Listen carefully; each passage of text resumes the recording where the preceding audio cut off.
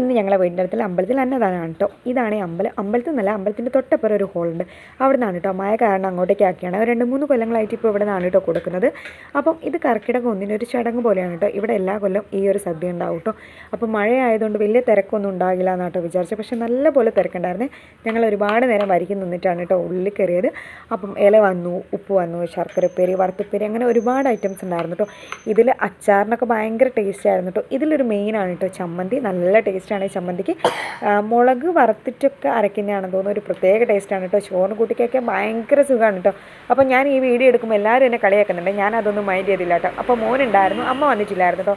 ഞാൻ മാമൻ്റെ മോളുണ്ടായിരുന്നു, ചെറിയമ്മ ഉണ്ടായിരുന്നു, അവരെ പിറക്കെയാണ് വന്നത്. അപ്പം ചോറ്, നെയ്യ് വന്നു, സാമ്പാർ, പച്ചക്കറി എല്ലാം കൂട്ടി ചോറൊന്നും വേണം കേട്ടോ ഉണ്ണിയേട്ടൻ വന്നത്. അപ്പോൾ ഈ വീഡിയോ ഉണ്ണിയേട്ടനെ കൊണ്ടാട്ടോ എടുപ്പിച്ചത്. അപ്പോൾ ചോറൊക്കെ കഴിച്ച് ഞാൻ വീട്ടിലേക്ക് പോയി കേട്ടോ.